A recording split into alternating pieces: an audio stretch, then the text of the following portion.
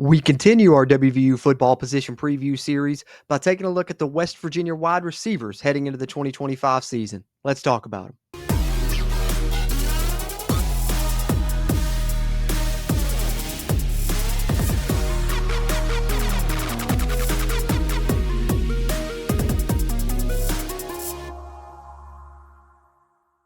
What's going on, Mountaineer Nation? Welcome back into the Country Roads webcast here today to continue our position preview series ahead of the 2025 WVU football season, inching ever so close to the start of fall camp and be here before we know it, that first game against Robert Morris. Can't wait to get to it, and we're going to have a new look receiver room to talk about.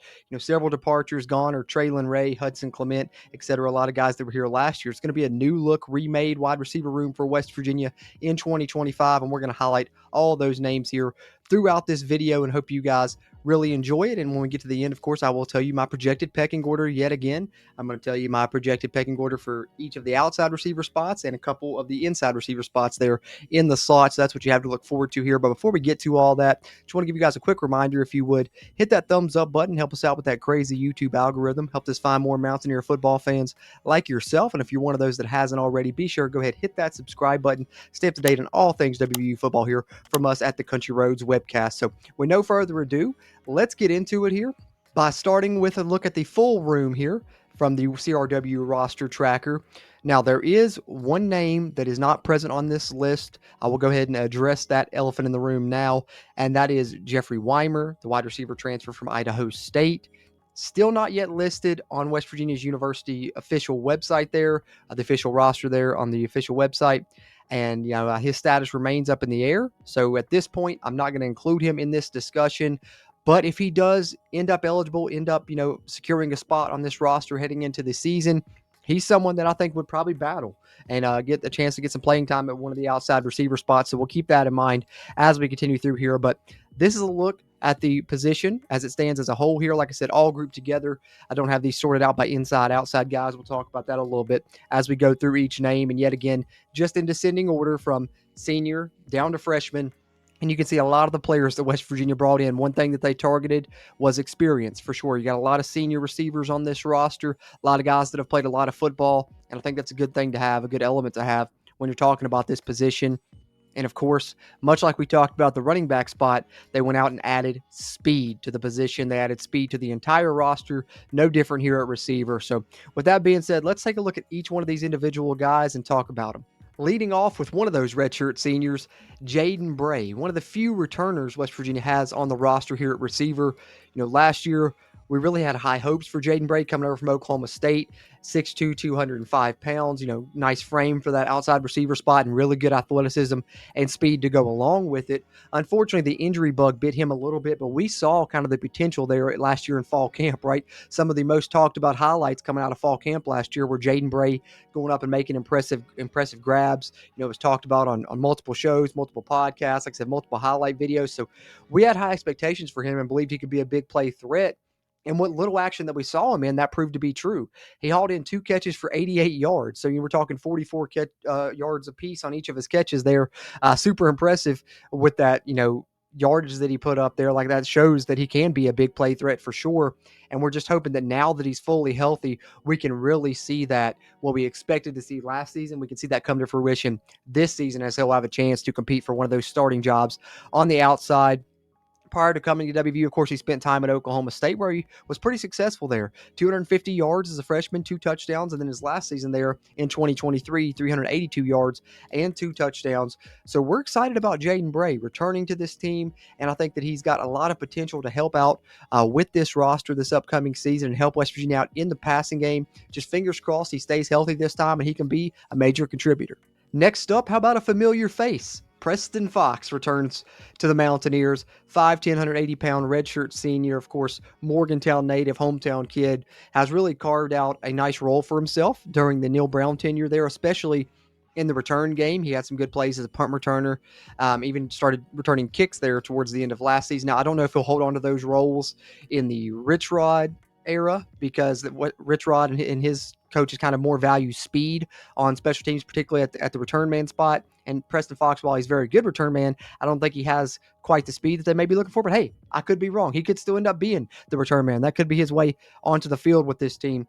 But nonetheless, I think that's an interesting story with Preston Fox, and it's really exciting just to see him back on the roster, right? Because after last season, he'd been battling that, I believe it was a back injury, rib injury, something along those lines. And, he initially had called it quits, decided to just retire, not play out his final season of eligibility and kind of move on with his life, so to speak, right? And then lo and behold, it comes out, he changed his mind, had a change of heart, decided to come back for his final season, play out his final year of eligibility with the Mountaineers. And that's super exciting because number one, we were really needing some more bodies at the receiver position at the time when he announced that. So that helps. And also, it goes right into that category we talked about previously with the experience he brings to the table. And for in his case, experience playing at WVU, that's something that some of these other guys that have this experience don't have because they're coming from other areas. And we kind of know what we have with Preston Fox. He's consistent. He's going to, do the things you ask of him. And I think something that's probably not being talked about a lot that is going to be valued in this offense with, we know, Rich Rod's running scheme, that's blocking at the wide receiver position. That's downfield blocking, stock blocking, all of that, blocking for tunnel screens, bubble screens. And one thing Preston Fox excels at is that he's a very good blocking receiver.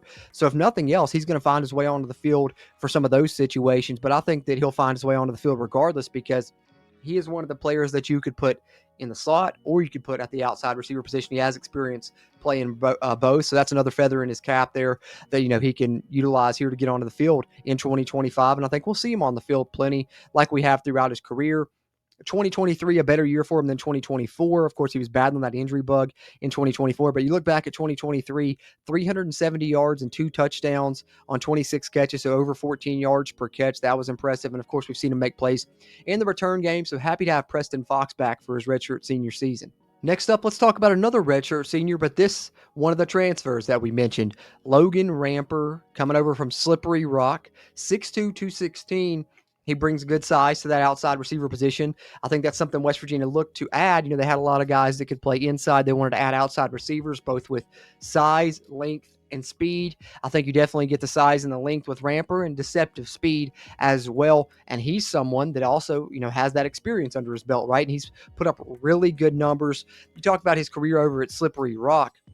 He was top 20 in their program history for receiving touchdowns there.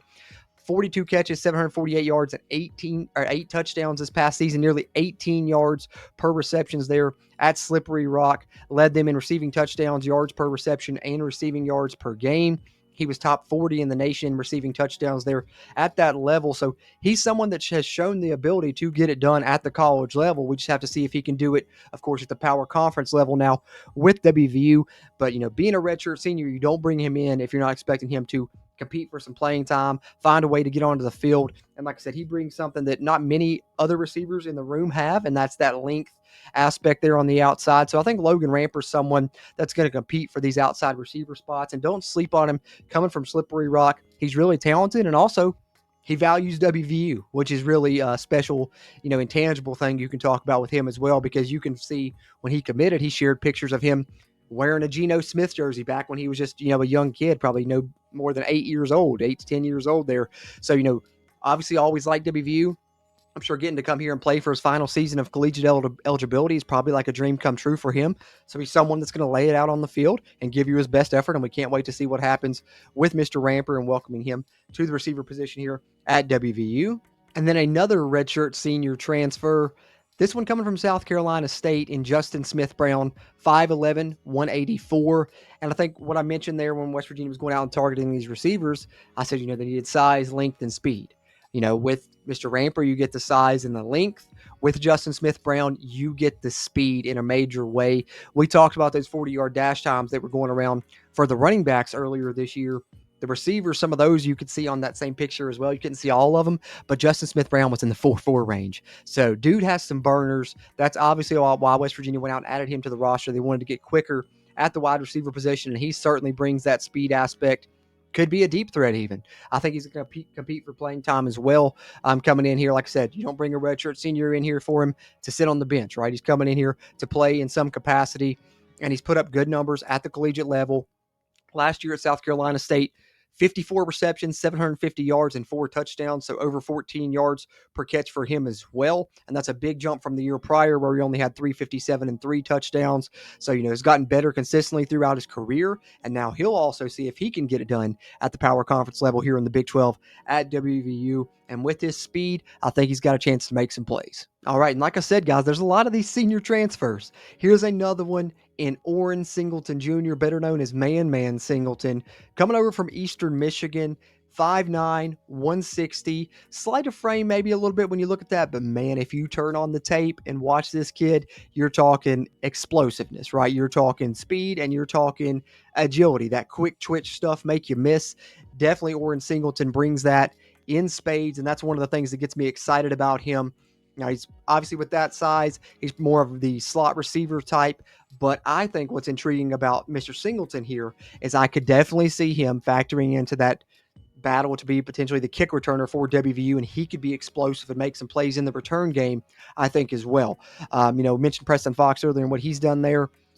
I personally think Man Singleton's got a chance to take that job because what he brings there explosiveness-wise, and he's been consistent with it as well. So we'll see what happens, but he's certainly someone that's going to carve out a role, whether it be on special teams, in the slot, or both. I personally think it'll probably be both because he's going to have a chance to compete for one of those starting slot positions, in my opinion. More on that when we get to the pecking order here after talking about each of these players. But you look last year at Eastern Michigan, 64 receptions, 639 yards, and 2 touchdowns. Super impressive there, with the Eastern Michigan program, especially, taking a huge jump, from what he did at the junior college level, and then became a huge contributor there at Eastern Michigan. And like I said, you turn on the tape, he's super explosive. He's fun to watch. He'll probably be a fan favorite because of his style of play when he gets the ball in his hands. And I think that's the good thing about a lot of these roster additions is you've added guys that are going to be explosive and fun to watch. And, one of the best receivers that fits that category, of course, is Man Singleton, Orin Singleton, coming from Eastern Michigan. And that brings us to someone who I believe is the last senior that we'll talk about, but the first of 3 Jacksonville State receiver transfers that are following Rich Rod from his former program. And Jerel Buie, 5'9", 162, redshirt senior, hasn't done a ton of damage yet at the collegiate level, although last year at Jack State seemed like was the time when he was really, starting to come into his own, particularly in the bowl game. I know Coach Rod wasn't there for their bowl game, but even with that being said, Buie had his best game, of his career at Jack State there in that bowl game. And I think what's interesting to me about this, it's funny, of course, he's originally from Martinsburg, so he's a West Virginia native. So, much like we talked about with Logan Ramper, who was a WVU fan, Jerel Buie, I'm sure, grew up watching WVU, being from Martinsburg, being a WVU fan, and he gets to play out his final year of collegiate eligibility in Morgantown as well. Is pretty cool.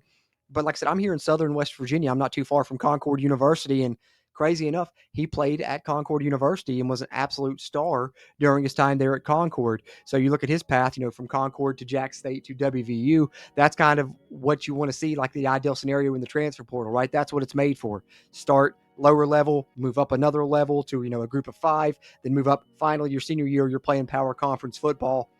And that's really excited for Jerel Buie as well. Like I said, last year at Jack State, only 207 yards and 13 catches, but you look at that, that's a 16 yards per reception average. But the funny thing about that, right, he had 207 on the year. You look at that bowl game they played against Ohio, 4 catches, 105 of those yards came in that bowl game. So the last game that he played of college football was the best game of his career at this FBS level. So, that bodes well, maybe moving forward. We'll see what happens here now that he's at WVU. But certainly, if he can pick up where he left off at that bowl game, he could probably carve out a role and play some in the slot position here at WVU as well, back in his home state. So excited to have Jerel Buie back in West Virginia.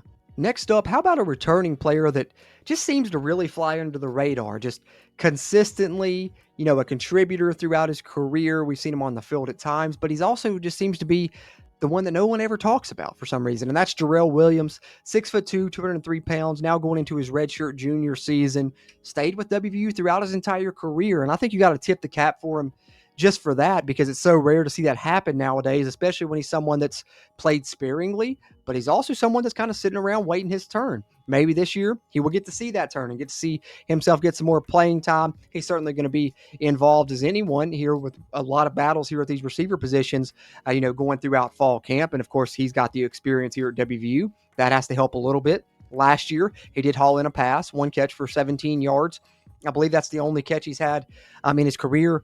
Prior to that, back in 2023, we did hand it to him on a reverse or a jet sweep, one carry for 4 yards. So that's kind of his stats throughout, college. Of course, that catch coming in the bowl game against Memphis. So, much like we just talked about with Jerel Buie, his best performance in college thus far is his most recent game, West Virginia's bowl game against Memphis. And quietly throughout the spring, he was, making plays. He was really good in the blocking game, and I think that he'll find a way to earn himself some snaps this upcoming season. Like I said, we love the loyalty by Jerel Williams. I hope he gets that loyalty rewarded since he stuck around at WVU. Next up, we've got a fan favorite since he first came to WVU, and rightfully so, right, with how highly regarded he was, which we'll talk about that momentarily. But Rodney Gallagher III, 5'10", 180-pound junior. And, we talked about Jaheim White when we were talking about the running backs in the position preview video we did on the running backs, how much he is bulked up. But I think you could say the same for Rodney Gallagher. I mean, obviously you see it in the listed weight at 180, but pictures going around of him as well. He certainly has a larger frame, a lot more muscle mass, a lot less body fat, whatever you want to say there, has really transformed his body as well. And he still has that quick twitch ability, that good elusiveness, that good speed.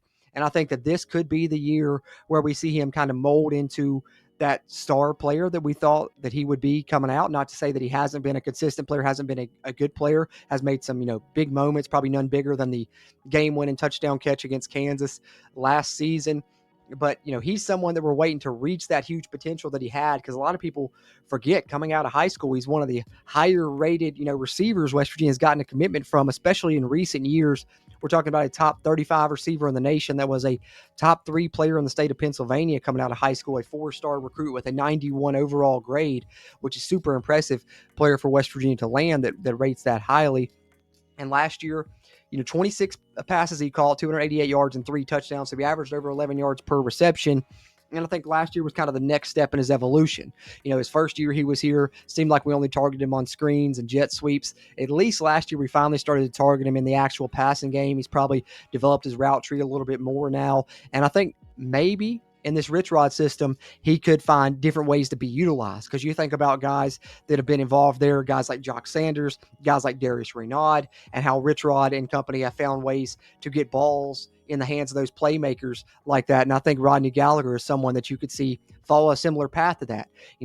Could that mean bubble screens? Could that mean, hitting people up the seam? I think it could mean a lot of things for Rodney Gallagher, but I think he's probably going to be set for the most touches that he's had yet as far as being out there at the receiver position, because I think he has a good chance to be West Virginia's number 1 slot receiver here in 2025. And it certainly seems like he's been working towards that and putting the work in to help accomplish that goal. And I'm super excited to see what it turns out for Rodney Gallagher, someone with so much potential that we're just waiting to see reach that really high ceiling. And hopefully he comes closer to that this upcoming season.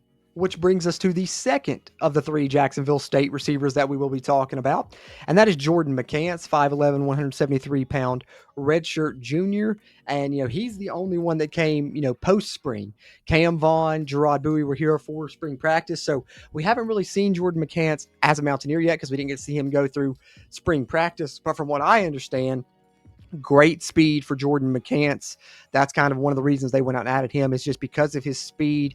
And, it's all kind of potential based because he hasn't done a ton yet. Although last year at Jackson State, he did catch 15 passes for 146 yards, so nearly 10 yards per reception. But this is someone that you're bringing in on potential. You're bringing in to add more speed to the room. And I don't know if it'll be right away this year, but I think he is someone that could develop into, a key cog in this offense throughout his career, as he still has a couple of years remaining. We'll see how much he gets involved this year, but definitely wouldn't be surprised to see him get on the field, at least get some snaps after he caught 15 balls at Jackson State last season. But hey, you can't undervalue his speed, and excited to have Jordan McCants join the other Jackson State receivers on the roster. And now we can talk about the third of those 3 Jackson State transfers. And in my opinion, we definitely saved the best for last. You guys who followed me covering the transfer portal knew that Cam Vaughn was very high on my wish list. And when West Virginia finally locked him down, I was ecstatic to see him join the Mountaineers, because this is a guy, first of all, you look at the length, 6'2", 186 pounds, has the length, has the size, has really, really great speed. You turn on the tape, watch him at Jax State, it's him just burning defenders, on vertical routes, getting downfield, making huge plays. And he's only a redshirt sophomore as well. So this is someone that has a ton of potential, especially when you take into account the fact that he was a high school quarterback, didn't even become a receiver until he got to Jax State. They redshirted him for a year. And then last year was a redshirt freshman, fairly new to the position, not to mention being developed by Ryan Garrett, who's now West Virginia's receivers coach. He has an amazing year. As a redshirt freshman, listen to this: 48 receptions, 803 yards, 5 touchdowns. So nearly 17 yards per carry. Shows you the deep threat status that I'm talking about. But you know what I really locked in on about these numbers, guys? You look at that 803 yards that he put up receiving, and if you don't believe me, you can go back and look at each year, because I did do my research on this, when I first posited this theory and wanted to check it out when he first committed.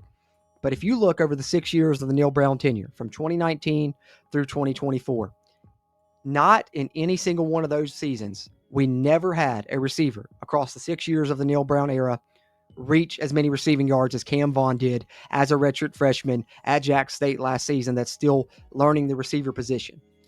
If that doesn't show you the potential that this young man has, I don't know what will.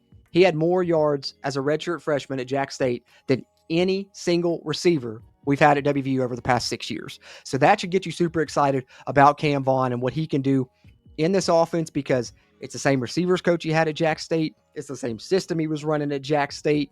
So not only is he familiar with that, he's getting acclimated to WVU, but he's also continuing to mold himself. He's gotten bigger. He's gotten stronger. He's probably gotten faster. And of course, he's gotten more nuanced with his fundamentals at the receiver position now, I'm sure. And that will continue as he progresses throughout his career. And this is one that if West Virginia can keep him around throughout his whole career, because he's a redshirt sophomore and I think he's going to have another big season, he's going to be an absolute superstar, one of those, in my opinion, potentially the next great West Virginia wide receiver is Cam Vaughn. So keep an eye on this Jax State transfer. Remember the name, wide receiver 1 this season, bar none, if you're asking me, is Cam Vaughn. And then we have another West Virginia native getting to come home and play at WVU, and that's Cyrus Straw, 6 foot, 182 pounder, kind of tailor-made for a slot receiver position. And I think when you turn him on tape and you watch, Youngstown State play, which I know it's a lower level, but you're really impressed with his route running ability. That's what stood out to me with Cyrus Straw. I think he's a really good route runner. He knows how to get open. And if you're someone that can consistently get open, you're going to find your way on the field sooner or later. And I think that that's just the question with Cyrus Straw. Is he going to find his way onto the field sooner or later? Because he is a redshirt sophomore, has plenty of time to develop throughout his career. He could be someone that, sits behind some of these, seniors that we've talked about, these junior and senior upperclassmen at the slot receiver position, and kind of takes reps where he can get them. But he's also someone that can sit back and learn from those guys and then be the guy at the slot receiver position here later in his career at WVU. And I would not be surprised to see that happen with his ability to get open, his ability to catch the football, and probably how much it's going to mean to him being a Parkersburg native, now getting to come back and play at WVU. And last year at Youngstown State, super impressive season for a freshman. 36 catches, 409 yards, 5 touchdowns. So you love those numbers that he put up there at Youngstown State as a redshirt freshman, and now gets to come to WVU as a redshirt sophomore. And our last transfer to talk about here before we highlight our 3 incoming freshmen is Christian Hamilton from North Carolina. Another redshirt sophomore transfer, 5'11", 190 pounds, and he is someone that has a ton of potential as well. UNC fans were super excited to land him in the recruiting cycle, and they thought that he was going to be, next up to be their starting receiver this upcoming season, quite frankly, before he decided to hit the portal and, make other moves, ending up at WVU. But you look used sparingly over his redshirt freshman season there at North Carolina. 7 receptions, 159 yards, and a touchdown, nearly 23 yards per catch. So that's impressive right there, and that shows one thing that he brings to the table, much like we've talked about with a lot of these other receivers that West Virginia's brought in, and that's speed. You don't catch, 7 balls for 160 yards if you're not getting behind the defense to be able to average, 20-some yards per catch, nearly 23 yards per reception. So that excites you about what he can be. He's maybe someone that can play inside or outside. I think he's going to be used on the outside personally. But yet again, much like we talked about with Rodney Gallagher, coming out of high school, super high potential. Top 15 player in the state of North Carolina, top 50 receiver in the country, another 4-star, 90 grade, so right there close to where Rodney Gallagher was graded. And the fact that he's only a redshirt sophomore tells you he's got a lot of time to reach that really high ceiling that Christian Hamilton has. And I wouldn't be surprised to see him get on the field right away. I'm excited about this pickup. The North Carolina transfer, Christian Hamilton, bringing some speed and explosiveness to the outside receiver position for WVU. Which brings us to our 3 true freshmen. Some of these guys I know more about than others. Cam Pittzford, unfortunately, is one that I don't know a ton about. Camden Pittzford, he committed late. Originally a Texas native, 5'9", 163-pound true freshman. Obviously going to be someone that's probably a scout team body, someone that you probably redshirt this year and see what he can develop into. But the fact that the coaching staff went out and targeted him, especially, coming in as late in the process as he did, definitely shows that they value his game and they value him for the future potentially, as he's one of the freshmen that round out the wide receiver position. And then we have an in-state recruit that West Virginia brought in from Hurricane in Tyshawn Dews, 5'10", 171-pounder, of course, will be a true freshman this upcoming season. A member of this 2025 recruiting class for WVU. Had a good year, senior year there at Hurricane, 606 yards and 3 touchdowns after having 884 yards and 10 touchdowns his junior season. We'll see what he can bring to the table at WVU. Obviously, probably going to have to, go through that cycle of getting bigger, faster, stronger, like a lot of freshmen do. But, no pun intended there with his last name being Dews. But as we continue throughout his career, I think that, we've seen these in-state receivers really develop over time. We talked about Preston Fox earlier with someone that took, till what, year 2, year 3 to get it onto the field for the program. But then since then, he's been a consistent contributor. I'm sure Tyshawn Dews would like to follow a similar path, and we'd love to see a West Virginia native find his way onto the field eventually. And then lastly, this is the one of the 3 true freshmen that we're mentioning here that I would suspect has the quickest path to potentially getting on the field between the 3 freshmen. Now, will he be able to do that this upcoming season? I don't know. But Armani Weaver is a guy that came, of course, from the Rod West connection from Appalachian State. He was previously committed there, decides to flip to WVU along with his teammate Kamarius Bomar, who we'll talk about when we talk about the defensive backs. But Armani Weaver was a super impressive player in high school. He played at the 4A level there in South Carolina and was all state there. 26 catches, 541 yards, and 7 touchdowns.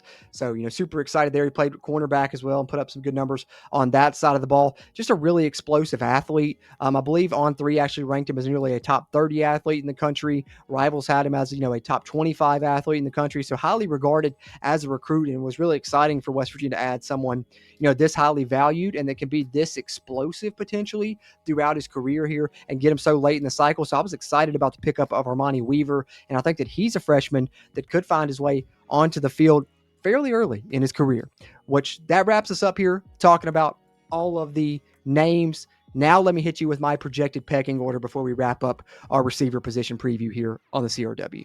All right, so a lot to unpack there. Like I said, a lot of new names, a lot of new faces, but I think West Virginia's gotten longer, they've gotten faster, and, they've added a ton more bodies, which is going to help them for the upcoming season. They definitely needed to do that after some of the departures that they suffered.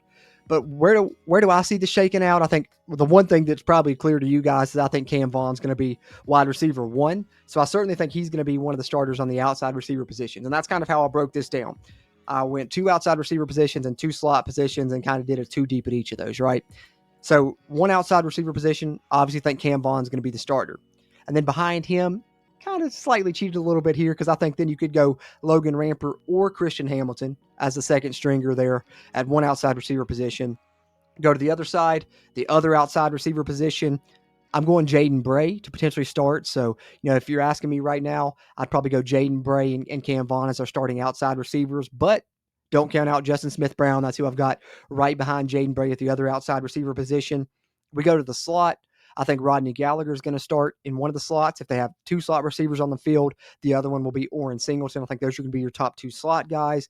Behind them, I think you'll look at Buie and maybe Preston Fox. Like I said, Preston Fox can play inside or outside. So that's kind of my pecking order there between the outside receiver position, the inside receiver position. But I think we're going to see plenty of names, plenty of faces, plenty of bodies on the field at the receiver position that's, pretty stacked as well. Not quite as much as the running back position, I don't think, but you did bring in a lot of guys here. You got a lot of experience and you got a lot of speed, which we know we love here in this Rich Rod scheme. But that's the way that I see it potentially shaking out. But that's just my opinion. Would love to hear yours. Drop it in the comments section down below. Appreciate those interactions as we continue to try and grow the CRW community throughout Mountaineer Nation.